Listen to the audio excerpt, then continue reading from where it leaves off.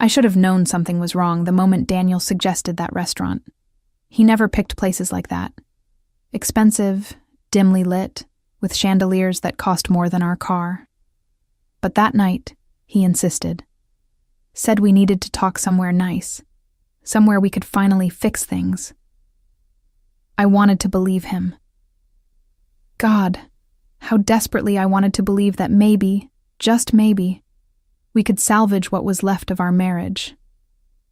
The drive to downtown Chicago felt longer than usual. Daniel kept his eyes on the road, his jaw tight, that muscle in his cheek twitching the way it always did when he was hiding something. I watched him from the passenger seat, studying the man I'd married 5 years ago, wondering when exactly he'd become this stranger sitting next to me. His fingers drummed against the steering wheel, a nervous habit he'd developed over the past few months. Everything about him screamed tension, but I told myself it was just the stress of our failing relationship. When we arrived, the valet took our car, and Daniel placed his hand on the small of my back, guiding me inside. That touch used to make me feel safe.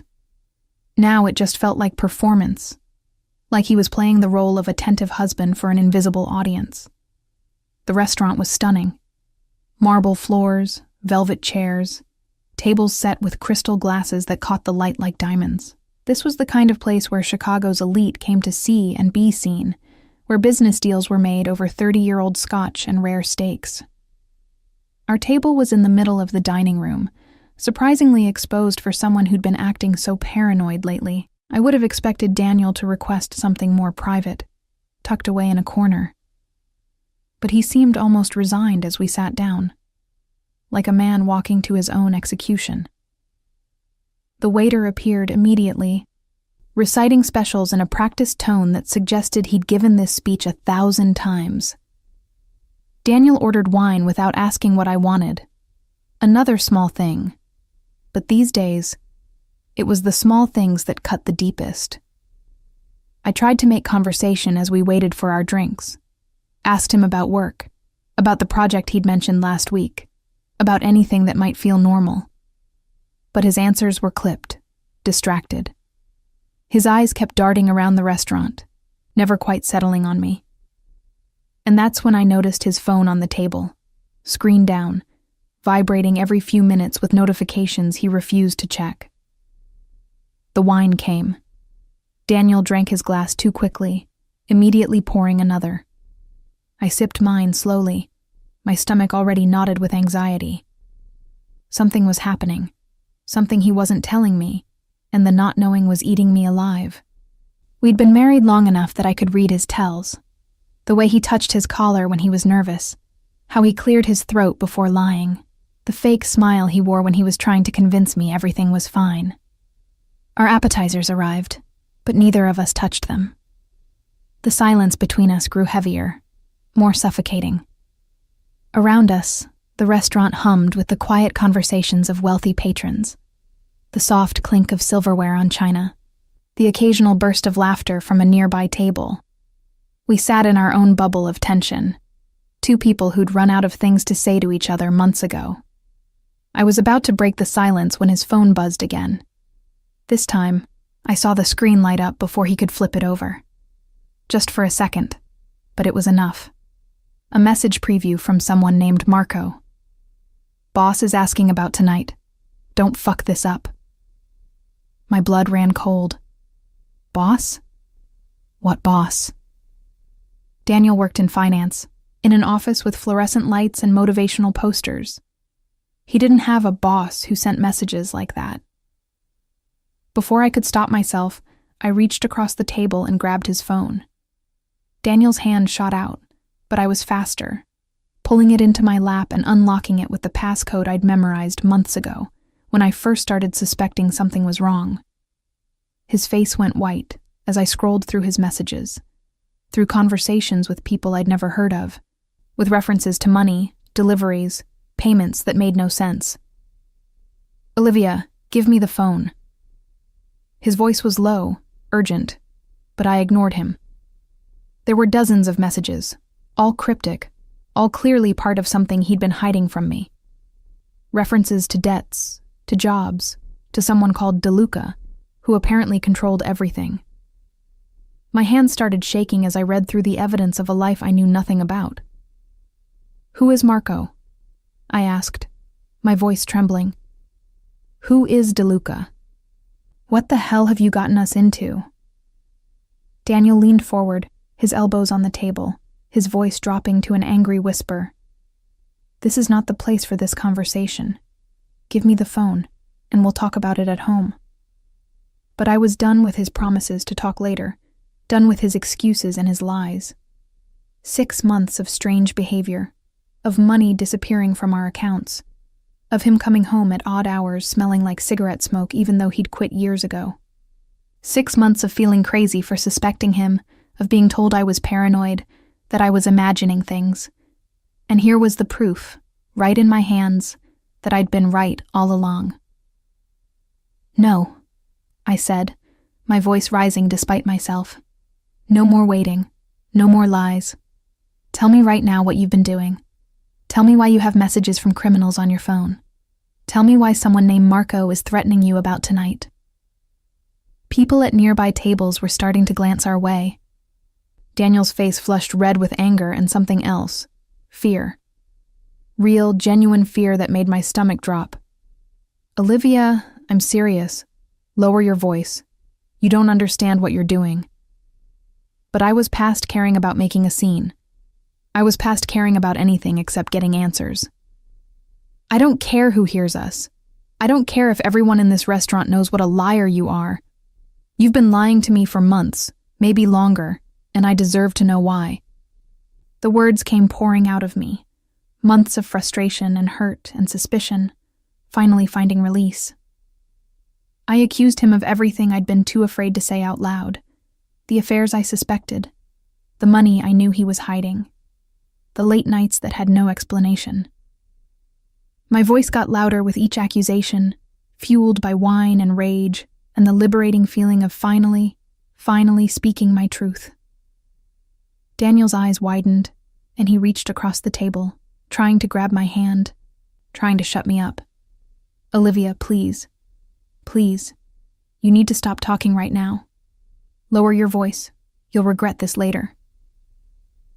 There was something desperate in his tone, something beyond embarrassment or anger. It was pure terror. "Regret it? I already regret marrying you.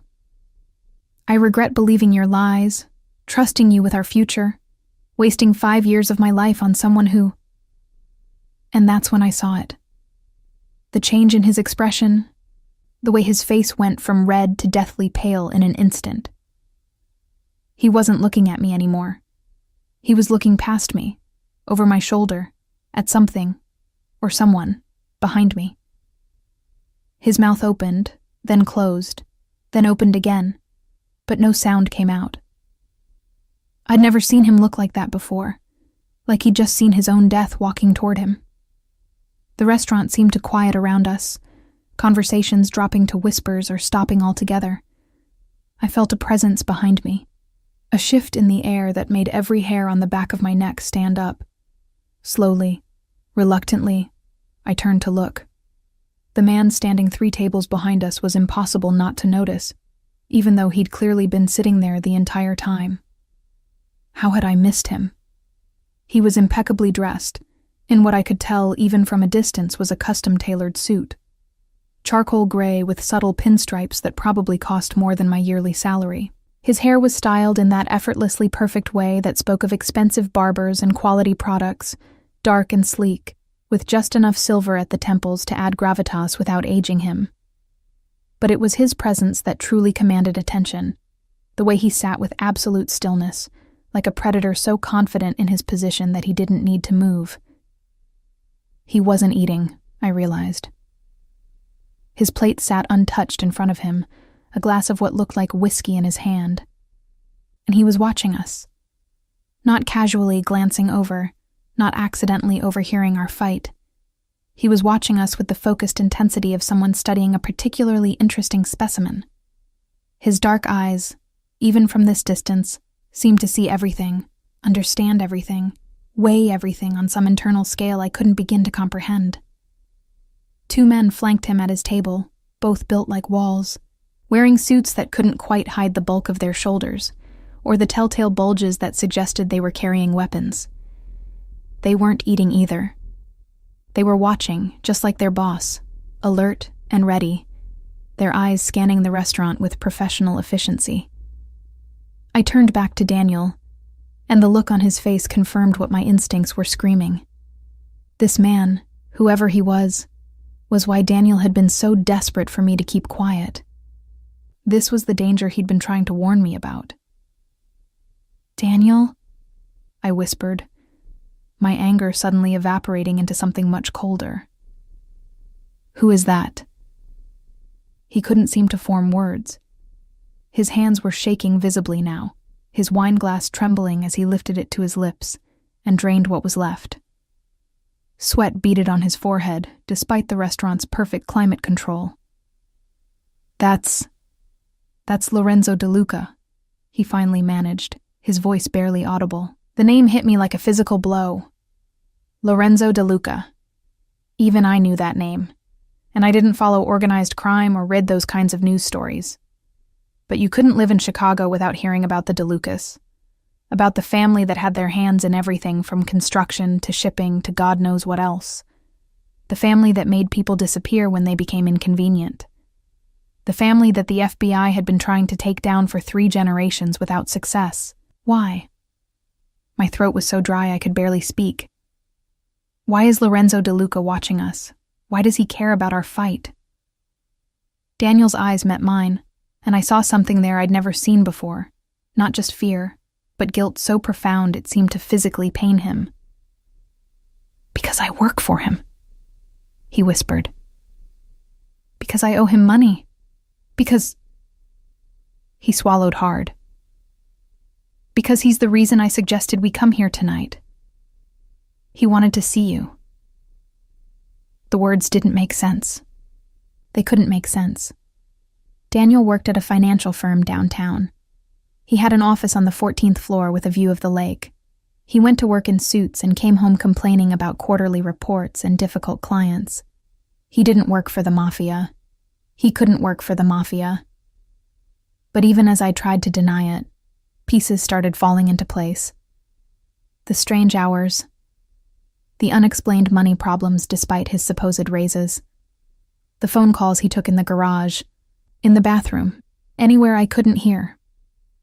The way he'd started drinking more, sleeping less, looking over his shoulder constantly. The way he'd changed from the man I married into this nervous, secretive stranger. "How long?" I asked, my voice hollow. "How long have you been working for him?" 8 months, Daniel admitted, and something in me broke. 8 months. Not weeks, not a recent mistake, but 8 months of living a double life, of lying to me every single day, of dragging me into something dangerous without my knowledge or consent. It started small, just some investment advice, moving some money around. But then, he ran his hand through his hair, a gesture of helplessness that would have made me sympathetic once. Now it just made me angry again. I made a mistake. Lost some of his money in a deal that went bad. He gave me a chance to make it right, but everything I tried just made it worse. "How much worse?" I demanded. "How much do you owe him?" $250,000. The number was so large it seemed abstract, impossible. We didn't have that kind of money. We barely had $50,000 in savings, and most of that was supposed to be for the down payment on the house we'd been planning to buy. The house that was never going to happen now, because my husband had apparently been gambling with Mafia money and losing. I wanted to scream. I wanted to cry. I wanted to pick up my wine glass and throw it at his lying face. But I couldn't do any of those things because Lorenzo De Luca was still watching us, and I was suddenly, terrifyingly aware that this restaurant, this conversation, this entire night had been orchestrated by him. We weren't here to fix our marriage. We were here because a Mafia boss had decided we needed to be here. "Why did he want to see me?" I asked, though part of me already knew the answer. "What does any of this have to do with me?" Daniel looked like he might be sick. He needed to know if you knew, if you were part of it, or if you were just collateral. The word hung between us like a death sentence. Collateral. That's what I was to the most dangerous man in Chicago. Not a person, not Daniel's wife, just collateral in a debt my husband had accumulated through his own stupidity and greed. The anger that flooded through me then was unlike anything I'd ever felt. It was pure, righteous fury at being reduced to a bargaining chip, at having my life put at risk without my knowledge, at being brought to this restaurant to be evaluated like livestock. "You son of a bitch," I hissed. "You brought me here so he could look at me? So he could decide if I was useful or just a loose end to tie up? It's not like that." "Then what is it like, Daniel? Explain to me how this is anything other than you serving me up to a criminal to save your own ass." And my voice had risen again, and this time I didn't care. Let the whole restaurant hear. Let Lorenzo De Luca hear every word. I was done being quiet, done being manageable, done playing along with Daniel's plans that only ever seemed to benefit him. And that's when it happened. Lorenzo De Luca stood up. The movement was graceful, unhurried, but it commanded absolute attention. Conversations died mid-sentence. Even the waiters seemed to freeze in place. He said something quietly to the men at his table, then began walking toward us with the confidence of a man who owned not just the restaurant, but probably the entire block it sat on. He was taller than I'd realized, probably 6'2" or 6'3", with the kind of build that suggested he spent time in the gym but wasn't obsessive about it. The closer he got, the more details I noticed. The subtle pattern in his suit, the platinum cufflinks at his wrists, the watch that probably cost more than our car. But it was his face that held my attention. He was handsome in that dangerous way that made smart women stupid, with strong features, a jaw that could cut glass, and those dark eyes that seemed to see straight through every defense, every lie, every secret you'd ever kept. As he approached our table, I caught the scent of his cologne. Expensive, subtle, something with notes of leather and cedar that probably had a name I couldn't pronounce. He moved like a man completely comfortable in his own skin, like someone who'd never doubted his place in the world or his right to take up space in it. Daniel tried to stand, but his legs seemed to give out, and he half collapsed back into his chair. I remained sitting, frozen, unable to do anything but watch as Chicago's most feared crime boss stopped beside our table and looked down at us with an expression I couldn't quite read. "Good evening," Lorenzo said, his voice smooth and cultured, with just a hint of an accent that suggested Italian roots despite his perfect English. I hope I'm not interrupting. It was a polite fiction, of course. He knew exactly what he was interrupting, had probably heard every word of our fight. The slight curve of his lips suggested he found the entire situation amusing. Up close, he was even more intimidating. Not because he looked threatening, quite the opposite. He looked refined, civilized, like someone who belonged at charity galas and opera houses. But there was something in his eyes, a coldness beneath the charm, that reminded you exactly who and what he was. This was a man who could order someone's death between sips of wine and sleep soundly afterward. Daniel finally found his voice, though it came out embarrassingly high-pitched. "Mr. De Luca, we were just having a discussion," Lorenzo finished smoothly. "Yes, I gathered that. Quite a passionate one." His eyes moved to me, and I felt pinned by that gaze like a butterfly under glass. He studied me for a long moment, his expression thoughtful. "Mrs. Russo, I presume? Your husband has told me very little about you. An oversight on his part, I think." I didn't know what to say. Didn't know the protocol for meeting a Mafia boss who your husband owed $250,000. Should I be polite? Defiant? Terrified? I settled for honest. "He's told me nothing about you until about 5 minutes ago, so I suppose we're even." Something flickered in Lorenzo's eyes. Surprise, maybe, or respect. One corner of his mouth twitched upward. Honest. I appreciate that. He pulled out the empty chair at our table and sat without asking permission, settling into it with the casual authority of someone who never needed to ask for anything. Daniel, why don't you tell your wife the truth? All of it. This time. I already told her. You told her the sanitized version. The one where you're just a victim of circumstance, where bad luck and poor judgment got you into this mess. Lorenzo's voice remained pleasant, but there was steel underneath. Tell her what you actually did. Tell her about the offshore accounts you set up without my permission. Tell her about the money you skimmed, thinking I wouldn't notice. Tell her about the deal you tried to make with the Bianchis behind my back. Each revelation hit me like a physical blow. Daniel had gone pale again, his mouth opening and closing soundlessly. The Bianchis. Even I knew that name. The rival family that had been trying to muscle in on DeLuca territory for years. Daniel hadn't just made a mistake with Lorenzo's money. He'd actively betrayed him, tried to play both sides, thought he was smart enough to outmaneuver the most powerful crime family in Chicago. You idiot, I breathed, staring at my husband with something beyond anger now. This was horror, pure and simple. You didn't just lose his money. You tried to steal from him. You tried to make deals with his enemies. I looked at Lorenzo, understanding dawning with sickening clarity. That's why we're here. That's why you wanted to see me. You're trying to figure out if I was part of it. Very perceptive, Lorenzo acknowledged. Though I must admit, watching your reaction to these revelations, listening to your fight earlier, I believe I have my answer. You knew nothing about any of this. You're as much a victim of your husband's stupidity as I am. He turned his attention back to Daniel with an expression of mild disappointment.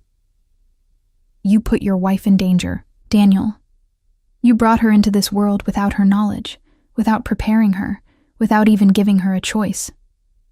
That shows a profound lack of respect. I was trying to protect her, Daniel protested weakly. I didn't want her involved in any of this. Protection? Lorenzo's voice hardened.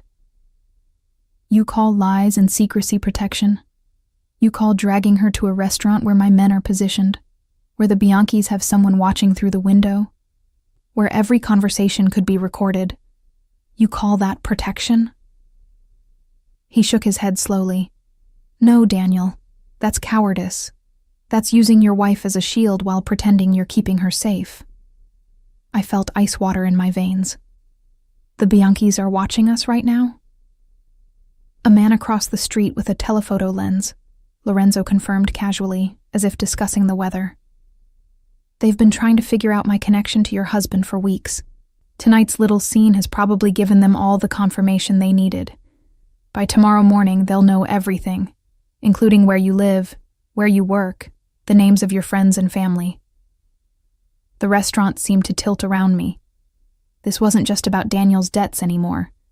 This was about rival crime families and surveillance and being a target in a war I didn't even know was happening. I need to leave, I said, starting to stand. I need to go home. Pack. Get out of the city. Sit down, Mrs. Russo. It wasn't a request. Lorenzo's voice had gone cold, and for the first time, I heard the authority that made grown men fear him. I sat, my legs trembling. Running right now would be the worst possible decision. The Bianchis would interpret it as guilt, as proof that you're involved in whatever they think your husband has been doing. You'd have a target on your back before you made it to the highway. Then what am I supposed to do? I could hear the hysteria creeping into my voice. Just sit here and wait for someone to kill me because my husband is a lying, cheating, backstabbing... I'm trying to fix this, Daniel interrupted desperately. Mr. DeLuca, I told you, I'm working on getting the money. The investment I mentioned, it's going to pay off next month, and then I can pay you back everything, plus interest. Just give me a little more time. Lorenzo laughed, but there was no humor in it. The investment that doesn't exist? The one you invented to buy yourself another few weeks? He pulled out his phone, tapped a few times, then turned the screen toward Daniel. I couldn't see what was on it, but I watched my husband's face crumble as whatever hope he'd been clinging to evaporated. I've had people checking your story since you first mentioned this miraculous investment. There is no deal. There is no money coming. There's just more lies stacked on top of lies. But I can still— You were planning to run, Lorenzo interrupted quietly. Friday night, you had tickets to São Paulo, a bag packed in your car trunk, and $50,000 in cash withdrawn from your accounts over the past 3 weeks. You were going to disappear and leave your wife here to face the consequences of your actions. The words landed like bombs.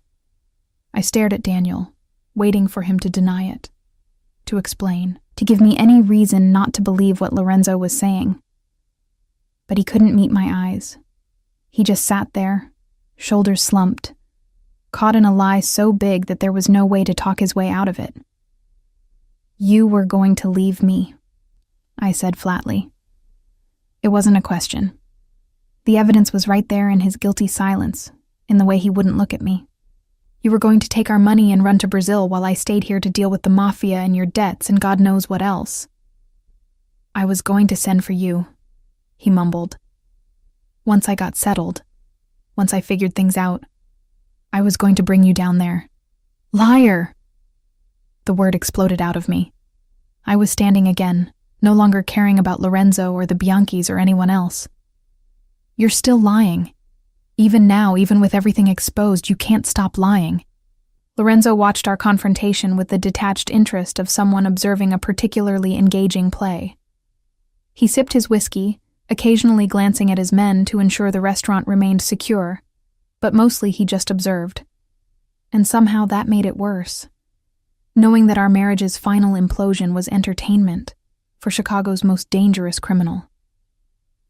The tickets were one way, Lorenzo added helpfully, pulling out another piece of information like a magician producing cards. Both tickets, both in your husband's name.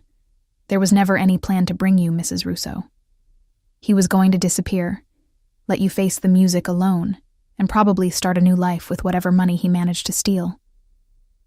Daniel's face had gone from pale to almost gray. That's not.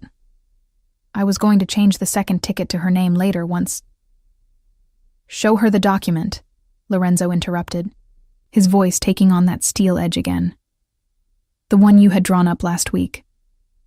Go ahead, Daniel. Show your wife what you were really planning. My husband's hands shook as he pulled out his phone, scrolled through it, then reluctantly turned it toward me. It took me a moment to understand what I was looking at. Legal documents, something about power of attorney and estate planning, and divorce papers. Unsigned, undated, but clearly prepared and ready to file, with a settlement that left me with nothing, that somehow transferred all our joint assets into accounts I didn't have access to. You were going to divorce me, I said numbly. You were going to clean out our accounts, file for divorce while you were in Brazil, and leave me with nothing.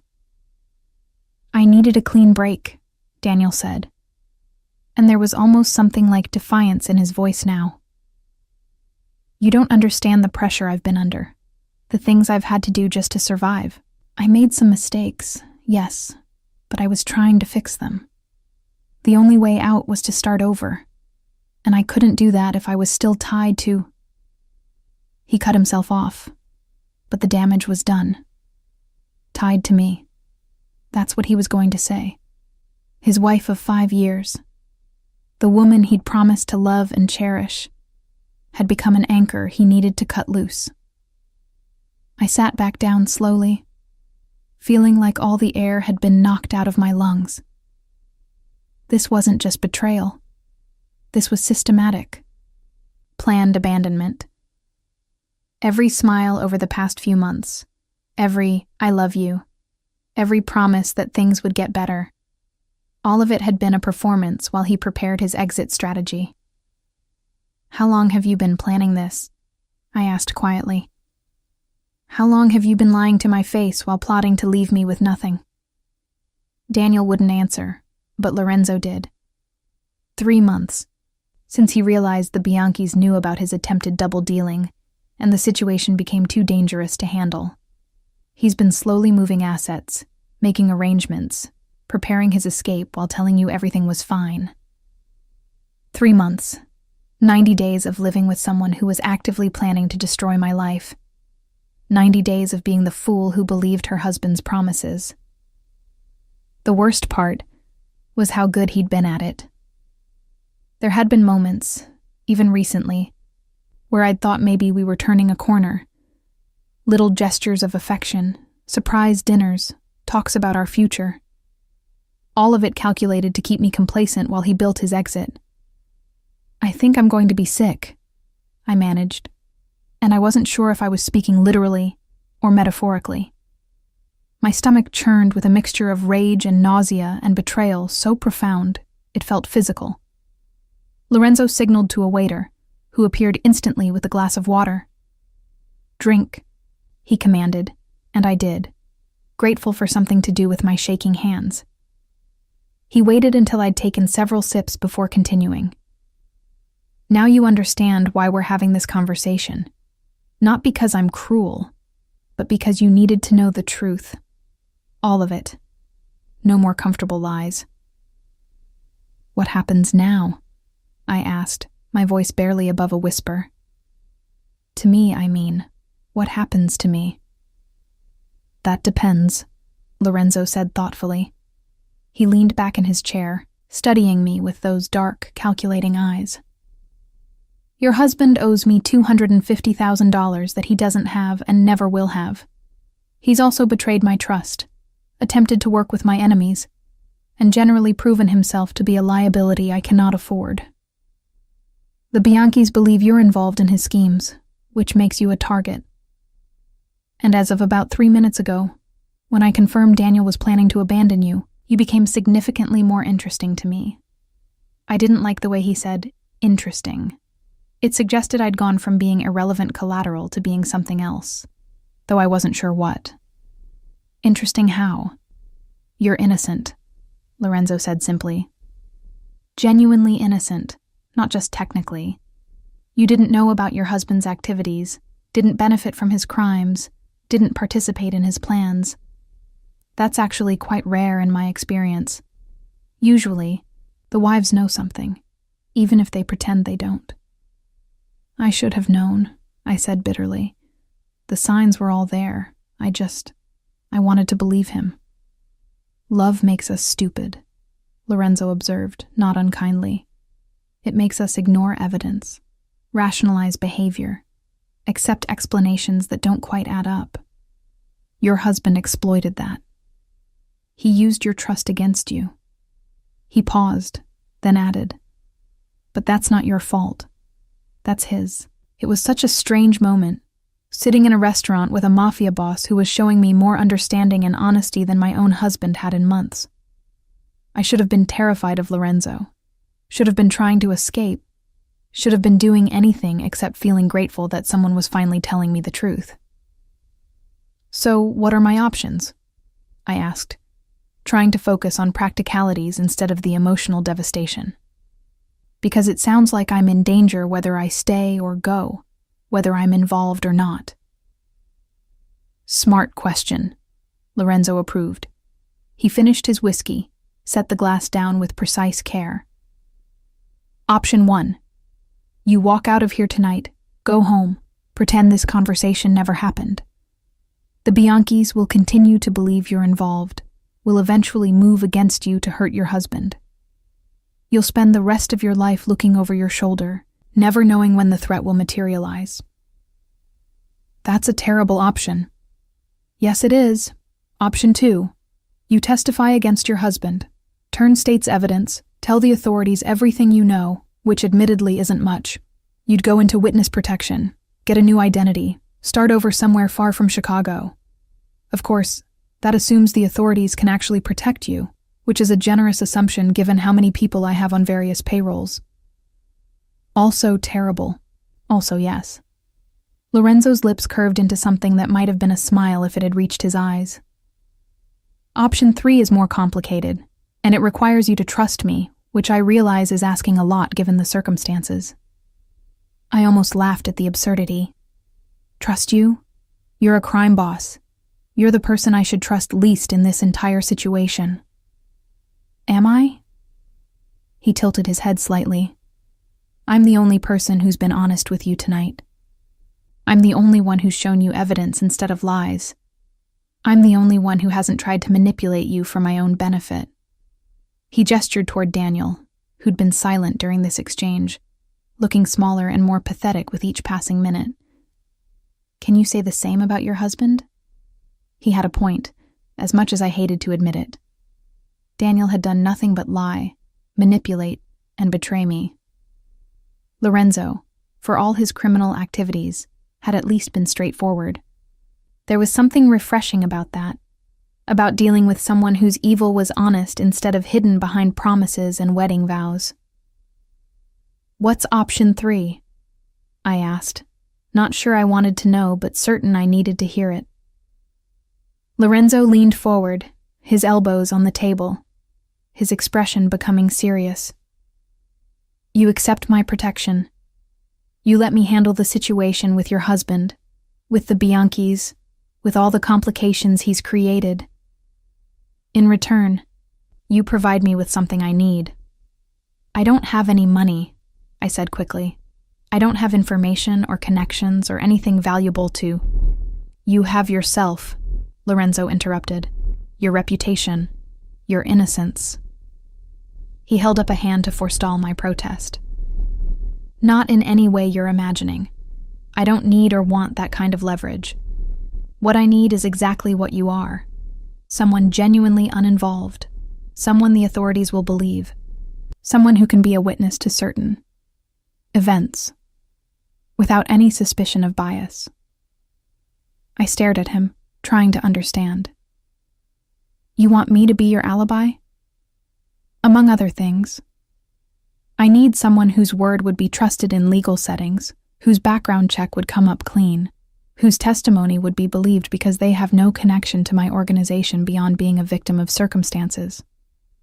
He watched my face carefully. I'm not asking you to lie. I'm not asking you to commit crimes. I'm asking you to be in certain places at certain times, to truthfully report what you see, and to allow your presence to provide context for my activities. It was manipulation, but at least it was honest manipulation. He was being clear about what he wanted and what he was offering in return. And if I say no, then we're back to options 1 or 2, neither of which ends well for you. Lorenzo's voice was matter of fact, not threatening, just stating reality. Your husband has created a situation where you have no good choices, only less bad ones. I'm offering you the least bad option. I looked at Daniel, really looked at him, trying to find any reason to choose him over this terrifying alternative. He stared back at me with desperate, pleading eyes, and I waited for him to say something, to offer some solution, to prove that he was worth fighting for despite everything he'd done. But he just sat there, silent and defeated, knowing he had no cards left to play. Please, Liv, he finally whispered, using the nickname that had once made me smile. Don't do this. Don't trust him. He's a monster. Whatever he's offering, it's a trap. As opposed to the trap you set for me, I shot back. The one where you were going to leave me to face your enemies alone while you started a new life in South America. That kind of trap? I was trying to protect myself, Daniel admitted, and at least that was honest. I made mistakes. I panicked. And yes, I was going to run. But we're married, Liv. For better or worse. You can't just abandon me for him. The hypocrisy was breathtaking. He'd been planning to abandon me, had literally bought plane tickets and drawn up divorce papers. But now he wanted to invoke the sanctity of our marriage vows. I felt something inside me finally snap. Some last thread of loyalty or hope or whatever had been keeping me tethered to this man. You abandoned me first, I said quietly. 8 months ago, when you started working for criminals without telling me. 3 months ago, when you started planning your escape. Tonight, when you brought me here to be evaluated by the Mafia like livestock. Every single one of those moments, you chose yourself over us. So don't you dare lecture me about abandonment. Lorenzo had been watching this exchange with interest, but now he spoke up. Mr. Russo, I think you should know that your wife's decision, whatever it is, won't actually affect your situation. You owe me money you don't have. You betrayed my trust. You tried to work with my enemies. Those facts remain true regardless of what Mrs. Russo chooses to do. Daniel's face crumbled. Please, I have a family. You had a family, I corrected coldly. You gave that up when you decided we were expendable. The truth was, I'd already made my decision. Maybe I'd made it the moment I read those messages on his phone, or when Lorenzo revealed the divorce papers, or when I realized Daniel had been planning to leave me to face his mistakes alone. The specifics didn't matter. What mattered was that I understood, with perfect clarity, that staying with Daniel meant drowning with him. And I wasn't ready to drown. I'll do it, I told Lorenzo. I'll accept your protection, provide whatever testimony you need, be wherever you need me to be. In exchange, you keep me safe from the Bianchis and anyone else who might see me as a target. A wise choice, Lorenzo said with satisfaction. He pulled a card from his pocket and slid it across the table to me. This number reaches me directly, 24 hours a day. Use it if you need anything. And I mean anything. Food, money, medical care, legal assistance, or just someone to talk to. You're under my protection now, which means your well-being is my responsibility. I took the card, feeling its expensive weight in my hand. It was simple. Cream-colored cardstock with just a phone number embossed in black. No name, no address, nothing to identify who it belonged to. But I knew that number would connect me to more power than I'd ever had access to in my life. What about him? I asked, nodding toward Daniel without looking at him. I couldn't look at him. If I looked at him, I might see something that would make me doubt, and I needed to be certain about this. Your husband and I have matters to discuss, Lorenzo said diplomatically. They don't concern you anymore. I'll have Marco drive you home so you can collect anything you want to keep. Tomorrow, you'll move to a secure location while we sort out the complications. You won't go back to your old life, Mrs. Russo. That life ended tonight. It should have been terrifying.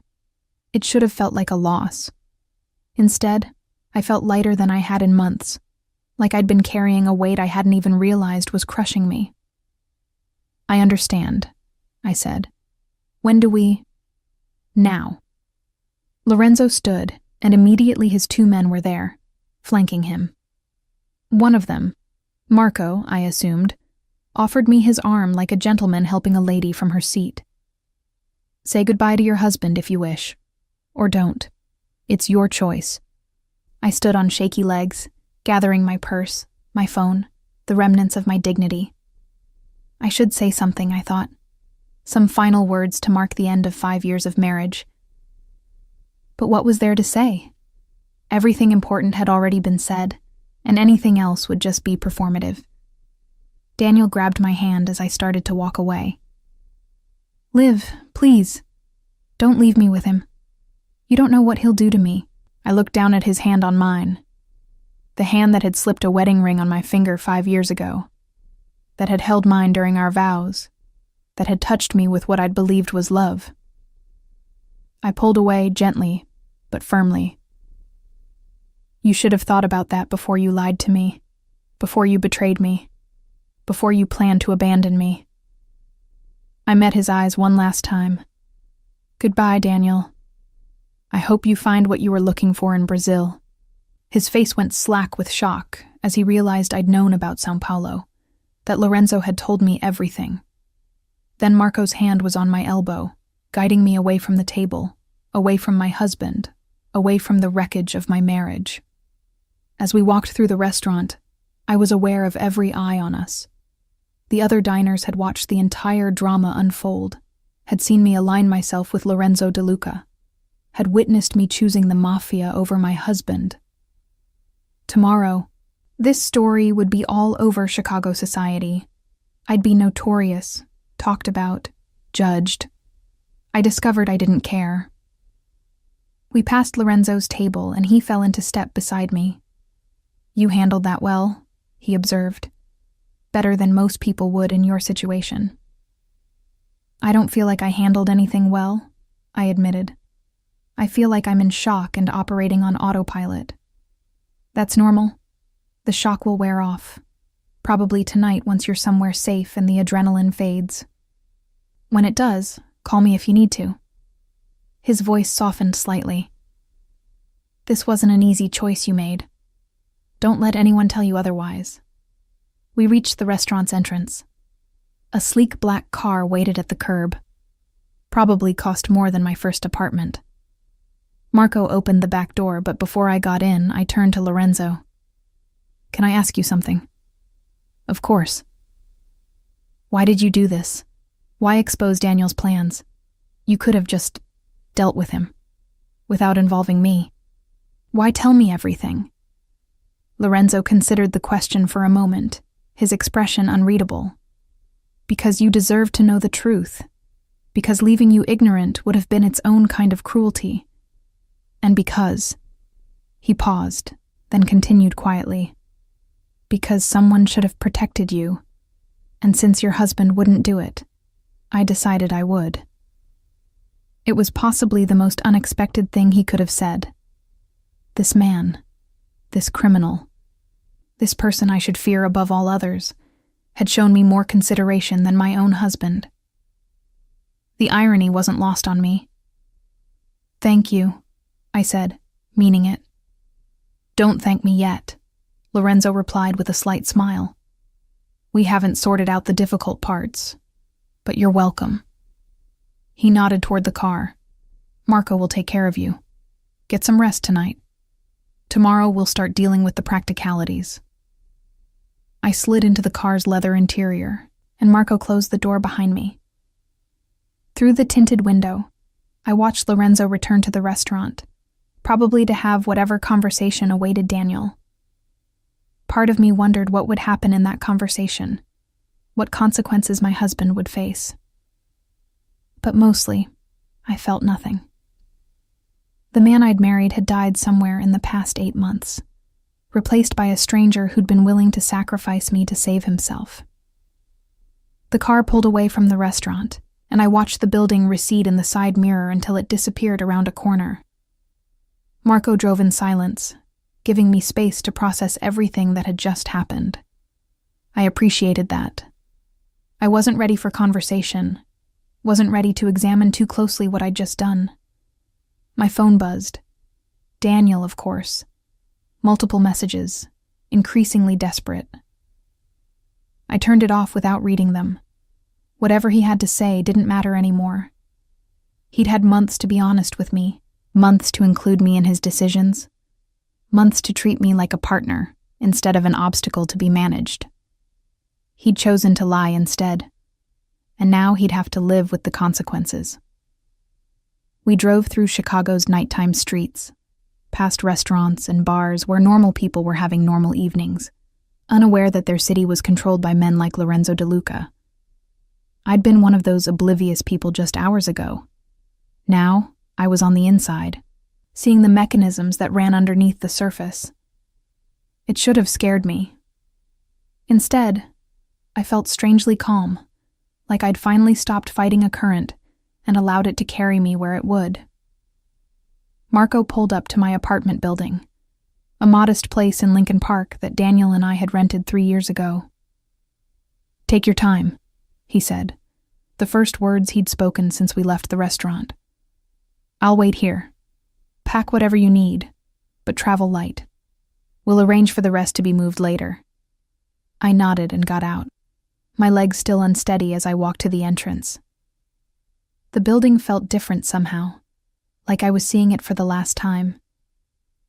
Which I was, I realized. Lorenzo had been clear. I wouldn't be coming back here, wouldn't be returning to this life. Everything was about to change. The apartment was exactly as we'd left it. Daniel's jacket on the back of the couch. Dishes in the sink from breakfast. The remains of our ordinary life, frozen in time. I walked through the rooms like a ghost, touching familiar objects, saying goodbye to a version of myself that had believed her biggest problem was a troubled marriage. In the bedroom, I pulled out a suitcase and began packing mechanically. Clothes, toiletries, my laptop, the few pieces of jewelry that had been my grandmother's. I paused at my wedding ring, staring at the simple gold band that had symbolized promises we'd both broken.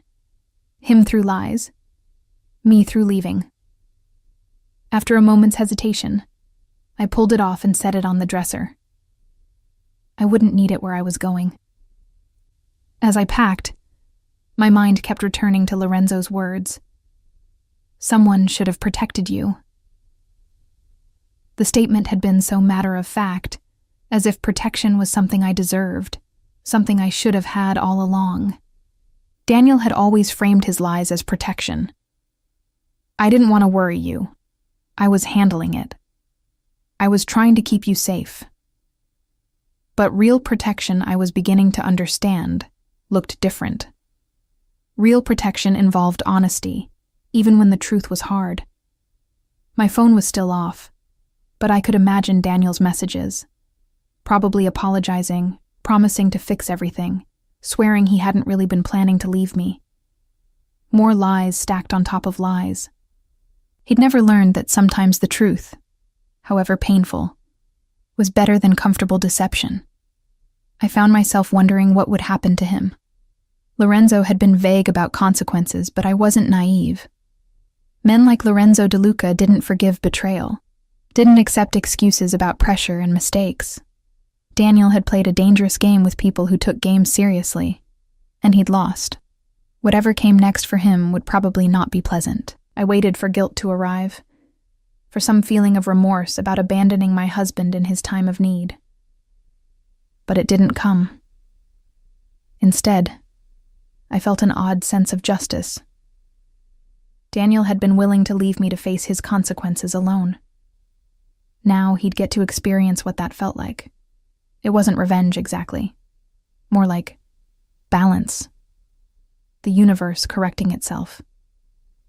The suitcase was nearly full when I heard a key in the lock. I froze, my heart suddenly pounding. That couldn't be Daniel. He was still at the restaurant with Lorenzo. But who else had keys to our apartment? The door opened, and I heard footsteps in the living room. Male footsteps, heavy and unfamiliar. I grabbed my phone, turned it on, ready to call Marco or Lorenzo or the police. But before I could decide who to call, a voice rang out. "Mrs. Russo? Marco sent me to help with your bags. Name's Tony." I sagged with relief, then felt foolish for being scared in my own home. Except it wasn't my home anymore, was it? This was just a place I used to live, a shell I was leaving behind. "I'm almost done," I called back. "Just a few more minutes." Tony appeared in the bedroom doorway. Another large man in an expensive suit, clearly one of Lorenzo's people. He looked around the room with professional interest, probably cataloging exits and security risks out of habit. "Take your time, ma'am. Though Mr. De Luca did ask me to mention that your husband's family has been trying to reach you. His mother called the restaurant about 10 minutes ago, very upset. You might want to prepare for that." Of course, Daniel would have called his mother, probably crying about how I'd abandoned him, how I'd chosen a criminal over family. She'd believe him too. Mrs. Russo had always thought her son could do no wrong, had always found ways to excuse his mistakes and blame others. I'd be the villain in whatever story he told. "Let them be upset," I said, surprised by the hardness in my own voice. "They don't know the truth, and I'm not interested in explaining it to them." Tony nodded approvingly. "Good. Family loyalty's important, but not when it's misplaced. Your husband made his choices. You made yours. That's all anyone needs to know." It was oddly comforting, hearing that pragmatic assessment from a stranger. I finished packing, zipped the suitcase closed, and took one last look around the bedroom. 5 years of marriage, reduced to one bag. It should have felt sad. Instead, it felt liberating. "I'm ready," I told Tony. He took my suitcase, and I followed him back through the apartment, turning off lights as I went. At the door, I paused, looking back at the empty rooms. Somewhere in this apartment was the woman I'd been this morning. Naive, trusting, determined to fix her failing marriage. That woman was gone now, replaced by someone harder. Someone who'd learned that sometimes survival meant making impossible choices. "Goodbye," I whispered to the empty apartment. To my old life. To the person I'd been. Then I stepped into the hallway and closed the door behind me. Marco was waiting by the car, and between him and Tony, they had my suitcase loaded in seconds. I slid back into the leather seats, and we pulled away from the curb. I didn't look back this time. There was no point. Everything I was leaving behind was already lost. I'd just finally accepted it. "Where are we going?" I asked Marco. "Safe house in the suburbs," he replied. "Nice place, quiet neighborhood, completely secure. You'll stay there until Mr. DeLuca sorts out the situation with the Bianchis. Could be a few days, could be a few weeks. Depends on how complicated things get." "And then what?" Marco glanced at me in the rearview mirror. "Then you start over, ma'am. New apartment, new routine, new life. Mr. DeLuca will help with all that. He's good at fresh starts." I leaned back against the seat, letting the car's motion lull me. The shock was starting to wear off, just like Lorenzo had predicted, and underneath it was exhaustion so profound I could barely keep my eyes open. It had been the longest night of my life, and it wasn't even midnight yet. "Can I ask you something?" I said to Marco. "Sure." "Do you think I made the right choice, accepting Lorenzo's protection?" Marco was quiet for a moment, considering. "I think you made the only choice that gave you a chance at survival," he finally said. "Your husband burned your life down around you. You can't put out a fire by standing in it. Sometimes you gotta get clear, let it burn, and start fresh once the smoke clears." It was simple wisdom, but it helped. I hadn't betrayed Daniel. He'd betrayed himself, betrayed us, betrayed everything we'd built together. I'd just refused to burn with him. That wasn't weakness or disloyalty. That was self-preservation. My phone buzzed again. I'd forgotten to turn it back off. More messages from Daniel, increasingly frantic. One caught my eye despite my intention to ignore them all. "They're taking me somewhere. Please live. Don't let them kill me. I'm sorry. I'm so sorry." I stared at the message for a long moment, then deleted it without responding. Not out of cruelty, but out of acceptance. Daniel had made his choices, and they'd led him here. I couldn't save him, couldn't fix this, couldn't make it better. All I could do was save myself and let him face whatever consequences came. The car merged onto the highway, heading north toward the suburbs. Through the window, I watched Chicago's skyline recede into the distance. All those lights representing lives, stories, people going about their business unaware of the drama playing out in their midst. Tomorrow, I'd be one of them again. Just another person living in the city, trying to build a life. But I'd know what they didn't. How quickly everything could fall apart. How easily trust could be betrayed. How sometimes the monsters were the people you slept next to every night. "Almost there," Marco said, pulling off the highway onto a tree-lined street. Nice houses, well-maintained lawns, the kind of neighborhood where people raised families and barbecued on weekends. We pulled into the driveway of a modest 2-story house, nothing flashy or suspicious. Perfect camouflage. Inside, the house was furnished simply but comfortably. Marco showed me around. Living room, kitchen, bedroom, bathroom. Everything I'd need for an indefinite stay. There's food in the fridge, more in the pantry. Security system is armed, cameras on all entrances. Tony will be in the guest house out back if you need anything. Otherwise, you've got privacy. Thank you, I said. For everything. For driving me. For being kind. For not judging. Marco's expression softened slightly. Mrs. Russo, I've been with Mr. DeLuca for 15 years. I've seen a lot of situations like yours. People caught up in things they didn't choose, paying for someone else's mistakes. He doesn't offer protection lightly. If he says he'll keep you safe, he means it. You made the right call trusting him. After Marco left, I stood in the quiet house, feeling the weight of the day finally settle on my shoulders. I should probably cry, I thought. Should probably have some kind of emotional breakdown about my marriage ending, my life imploding, everything changing in the space of one dinner. But the tears wouldn't come. Instead, I felt a strange crystalline clarity. I'd survived. That was what mattered. I'd walked out of that restaurant alive, aware, free from the lies that had been choking me. Yes, I'd aligned myself with a criminal. Yes, I'd abandoned my husband to his fate. Yes, I'd crossed lines I never imagined crossing. But I was alive, and I was free. And after months of feeling trapped in a marriage built on deception, that freedom felt like oxygen after drowning.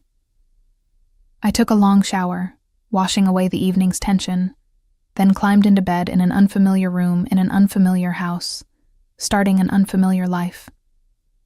Tomorrow I'd figure out what came next. Tomorrow, I'd deal with the practicalities of divorce and debt and whatever role Lorenzo needed me to play. Tomorrow, I'd start rebuilding.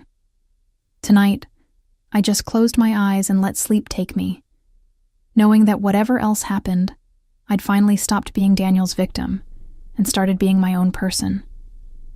And in the darkness of that safe house, in the quiet of that suburban night, I felt something I hadn't felt in 8 months. Peace. I woke to sunlight streaming through unfamiliar curtains, and for a few disoriented seconds, I couldn't remember where I was. Then it all came rushing back. The restaurant, Daniel's betrayal, Lorenzo's offer, the choice I'd made. I sat up slowly, my body aching like I'd been in a physical fight instead of just an emotional one. The clock on the nightstand read 9:30. I'd slept nearly 10 hours, my exhausted mind finally shutting down after months of stress and one catastrophic evening. My phone sat on the nightstand where I'd left it, and I picked it up reluctantly. 63 missed calls, over 100 text messages, voicemails from numbers I recognized and numbers I didn't.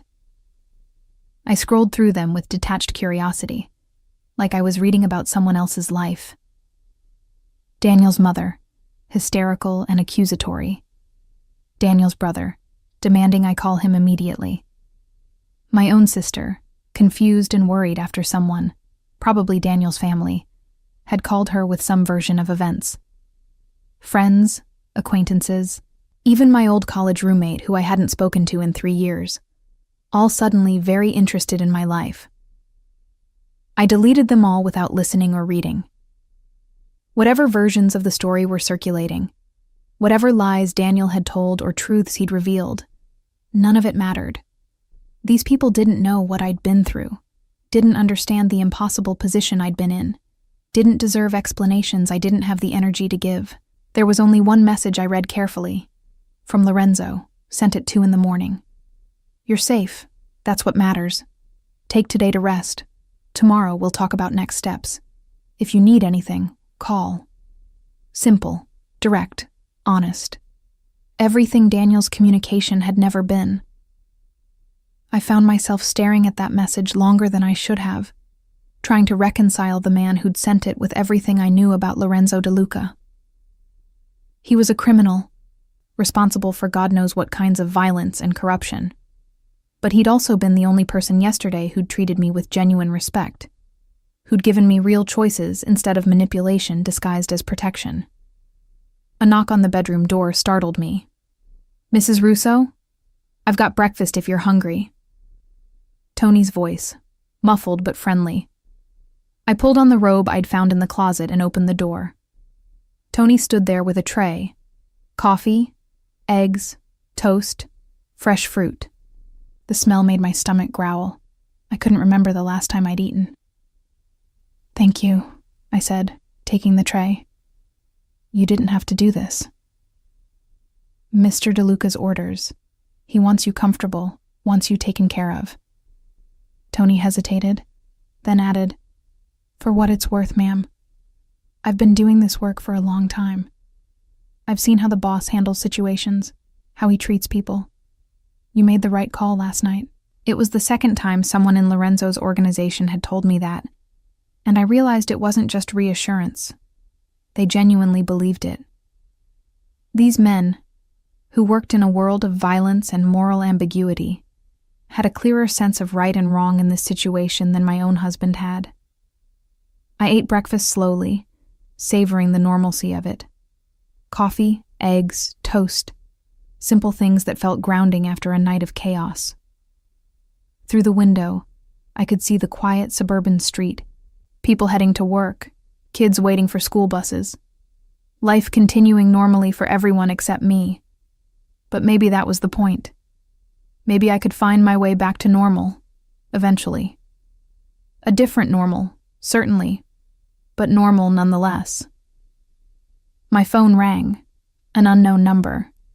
I almost didn't answer, but something made me pick up. "Hello?" "Mrs. Russo, it's Marco. Mr. DeLuca asked me to check in, see if you need anything." "I'm fine. Tony brought breakfast. The house is comfortable." I paused. "Can I ask you something?" "Of course." "Daniel, what happened after I left?" Marco was quiet for a moment. Mr. DeLuca had a conversation with him. Explained the situation, made some things clear. Your husband is. He's being dealt with, but not in the way you're probably imagining. Mr. DeLuca doesn't believe in unnecessary violence. He prefers more creative solutions. What does that mean? It means your husband is alive and will stay that way as long as he cooperates. He's being relocated, let's say. Somewhere far from Chicago, far from you, with very specific instructions about his behavior going forward. He won't be a problem for you anymore. Relief and something darker, maybe satisfaction, flooded through me. Daniel was alive, but gone, removed from my life as thoroughly as if he'd died. The man who'd planned to abandon me had been abandoned himself, exiled to whatever life Lorenzo had arranged. There was a poetic justice in that. "And the Bianchis?" I asked. "Being handled.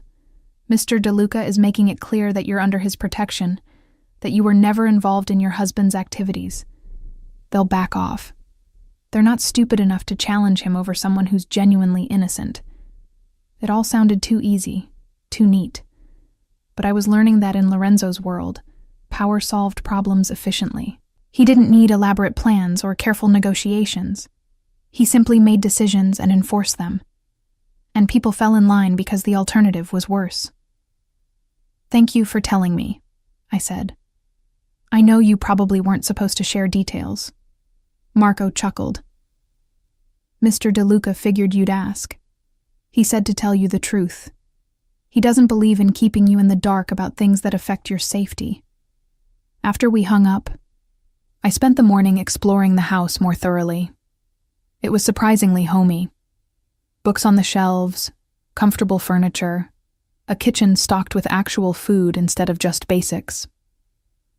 Someone had put thought into making this place livable, not just secure. I wondered how many other people had stayed here, how many other lives Lorenzo had temporarily housed while sorting out their complicated situations. Around noon, my phone rang again. This time, Lorenzo's name appeared on the screen. I answered immediately, surprised by how steady my voice sounded. "Hello?" Mrs. Russo, how are you feeling?" His voice was warm, concerned in a way that seemed genuine despite everything I knew about him. Confused, exhausted, relieved, terrified, all of the above? I tried to laugh, but it came out shaky. I'm not sure what I'm supposed to feel right now. Whatever you're feeling is valid. You went through something traumatic. Give yourself permission to process it without judgment. He paused. I'm calling because I wanted to explain what happens next. You deserve to understand the situation fully. I sat down on the couch, bracing myself. I'm listening. First, your husband. He's been relocated to a small town in Montana, given a job at a lumber mill, and provided with basic accommodations. He'll work there for the next 5 years, sending 70% of his earnings to pay down his debt to me. If he complies, if he stays where he's put and doesn't cause trouble, he'll eventually be free to start over somewhere else, if he doesn't comply. Lorenzo let that hang, the implicit threat clear. Montana, I repeated, almost laughing at the absurdity.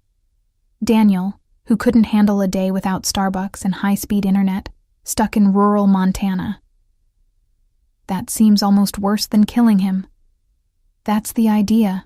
Death is quick. Exile is prolonged consequence. He'll have years to think about what he did, to understand that his choices led him there. Lorenzo's voice hardened slightly. And more importantly, he'll be too far away and too monitored to ever bother you again. What about the divorce? I asked. I assume I should file. Already being handled. I have lawyers drawing up papers that will be very favorable to you. You get to keep all marital assets. He assumes all debts. And there's a clause preventing him from ever contacting you or entering Illinois again. He'll sign them. I'll make sure of that. Within a few months, you'll be legally free. It should have felt wrong, having a crime boss orchestrate my divorce. But honestly, it just felt efficient. Daniel had created this mess. Letting Lorenzo clean it up seemed appropriate somehow. And me? I asked. What happens to me? You mentioned needing my help with certain things. Yes. Let me be clear about what I'm asking because I want no misunderstandings between us. Lorenzo's tone became businesslike. I need someone with a clean background, someone law enforcement would never suspect of being associated with my organization. Someone who can be present at certain business meetings, social events, charitable functions. Your presence would provide legitimacy, would make things appear above board. So I'd be. What? Your arm candy? Your fake girlfriend? And I couldn't keep the skepticism from my voice. No. Lorenzo sounded almost offended. Nothing romantic, nothing that would compromise you in that way. Think of it more as, you'd be my associate, my consultant on certain legitimate business ventures I'm developing. I'm expanding into legal enterprises, real estate development, restaurant groups, charitable foundations. I need someone smart, presentable, and unconnected to my past activities to help manage those ventures. I processed this carefully. You're asking me to help you launder money. I'm asking you to help me build legitimate businesses that happen to be funded by money from less legitimate sources. There's a difference. The businesses themselves will be entirely legal, will provide real jobs, will contribute to the community. Your role would be completely above board, attending meetings, signing documents, appearing at events. Nothing you'd do would be illegal, but it would be connected to illegal money. Welcome to Chicago, Lorenzo said dryly. Half the buildings in this city were built with mob money at some point. The question isn't whether the money's clean. It's whether what's being done with it creates something good or something harmful. It was sophistry, but I couldn't entirely dismiss it. And honestly, what choice did I have? I needed Lorenzo's protection, needed his resources to rebuild my life. If the price was lending my respectable face to his business ventures, was that really so terrible? Especially if those ventures were actually legitimate, actually helped people. "How long would this arrangement last?" I asked. "A year, maybe 2. Long enough to establish these businesses, get them running independently. After that, you'd be free to walk away with enough money to start whatever life you want. And more importantly, you'd have my protection permanently. Anyone who threatened you would be threatening me." A year or 2 of my life, in exchange for safety and financial security. It seemed like a fair trade, especially compared to the alternatives: witness protection, living in fear, trying to rebuild from nothing while looking over my shoulder constantly. "I need some time to think about this," I said, though I already knew what my answer would be. "Of course. Take all the time you need." "But Olivia?" He used my first name for the first time, and somehow that felt significant. "I want you to understand something. This isn't a trap. This isn't me manipulating you into something you can't escape. If at any point you want out, if you're uncomfortable or feel unsafe, you tell me and we'll find another solution. I don't keep people in my life against their will."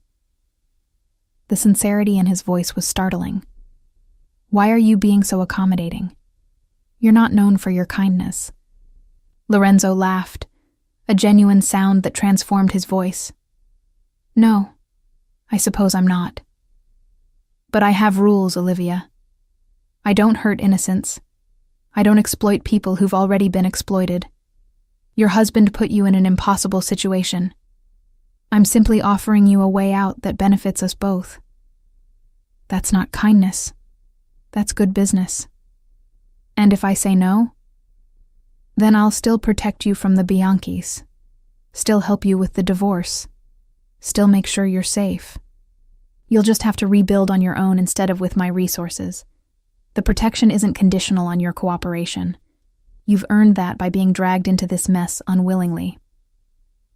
I found myself believing him, which was probably dangerous. But everything he'd done so far had been exactly what he'd promised. Honest, direct, protective. He'd shown me more integrity in one night than Daniel had in 5 years of marriage. "I'll have an answer for you tomorrow," I said finally. "That's all I ask. In the meantime, rest. Read a book, watch television, take a long bath. Let yourself recover from last night." He paused. "And Olivia? You're stronger than you think. You walked away from a burning building last night. Not everyone has that kind of courage." After we hung up, I sat in the quiet house, turning over everything he'd said. A year or 2 working with Lorenzo, helping him build legitimate businesses, in exchange for protection and money and a chance to start over. It wasn't what I'd imagined my life would look like when I woke up yesterday morning, but then nothing about my life was what I'd imagined. I thought about Daniel, stuck in Montana, chopping wood, or whatever one did at lumber mills. Part of me felt sorry for him. He'd made mistakes, yes, but the punishment seemed severe. Then I remembered the divorce papers he'd prepared, the plane tickets to Brazil, the plan to leave me with nothing while he started fresh. My sympathy evaporated. He'd chosen to save himself at my expense. Lorenzo was simply letting him experience what that felt like. And me? I was choosing to save myself too. Not by running, not by hiding, but by accepting help from an unlikely source and rebuilding from there. Maybe it made me no better than Daniel, aligning with criminals to protect my interests. Or maybe it made me a survivor who'd learned that morality was more complicated than I'd been taught. I spent the rest of the day in quiet contemplation, letting the events of the previous night settle into something I could understand and accept. By evening, I'd made my decision. I called Lorenzo back. "I'll do it," I said when he answered. "I'll work with you, help with your businesses, play whatever role you need me to play. On one condition." "Name it." "You're honest with me. Always. I don't care how ugly the truth is. I want to know what I'm involved in, what risks I'm taking, what you're really doing. No more lies. No more protection through ignorance. If I'm going to be part of your world, I need to see it clearly." There was a long pause. Then Lorenzo said quietly, "That's a dangerous request, Olivia. Some things, once you know them, you can't unknow. I spent 8 months married to a man I didn't really know, living a life based on lies. I'd rather face ugly truths than comfortable deceptions. Can you promise me that?" Another pause. "Yes, I can promise you that. Complete honesty, even when it's uncomfortable. You'll know exactly what you're part of, exactly what risks you're taking. And if you ever want out, you just say the word. Then we have a deal. Welcome to my organization, Olivia. I think this is going to be the beginning of an interesting partnership." After we hung up, I felt something I hadn't felt in months: hope. Not for the life I'd lost, but for the life I was about to build. It would be complicated, probably dangerous, definitely unconventional.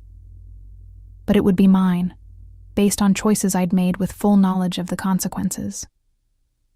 I walked to the window and looked out at the quiet suburban street, now dark except for streetlights and the warm glow from other houses. Families were having dinner, watching television, living their normal lives. I'd never have that kind of normal again. But maybe I'd find something better. A life built on truth instead of lies, on strength instead of naivety, on choices instead of circumstances. Daniel had tried to drag me down with him when his world collapsed. Instead, I'd found a different path, one I never could have imagined. Tomorrow, that path would begin in earnest. Tonight, I stood in the safe house Lorenzo had provided, feeling more like myself than I had in years. The woman who'd walked into that restaurant last night, desperate to save her marriage, willing to overlook red flags, ready to forgive anything, was gone. In her place stood someone harder, wiser, more willing to make difficult choices. Someone who understood that survival sometimes meant aligning with devils you could see instead of trusting angels who turned out to be demons in disguise. I pulled out Lorenzo's card, running my thumb over the embossed numbers. This small piece of cardstock represented safety, power, protection, things I'd thought my marriage would provide but never had. Now I'd found them in the last place I expected, from a man I should fear, but somehow trusted more than the one I'd vowed to spend my life with. My phone buzzed one last time. A message from Lorenzo. "Sleep well, Olivia. Tomorrow we start building your new life."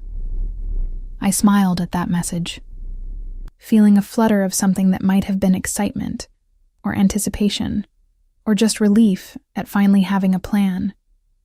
I replied simply, "Looking forward to it." Then I turned off my phone, climbed into bed in my temporary sanctuary, and let myself drift off to sleep. No more nightmares about Daniel's lies. No more anxiety about money or danger or uncertainty. Just the quiet confidence that came from finally taking control of my own fate, even if it meant accepting help from Chicago's most dangerous man. Outside, Tony kept watch in the guest house. Somewhere in the city, Lorenzo orchestrated whatever needed orchestrating. And in Montana, Daniel was probably settling into his new life, learning what exile felt like. But here, in this quiet bedroom, in this safe house, I was simply at peace for the first time in months. The old Olivia, the trusting wife, the woman who'd believed in fairy tales and happy endings, was dead. The new Olivia, the survivor, the one willing to make hard choices, was just being born. And tomorrow, under Lorenzo De Luca's protection and guidance, she would learn exactly what she was capable of becoming. I closed my eyes and surrendered to sleep, ready for whatever came next.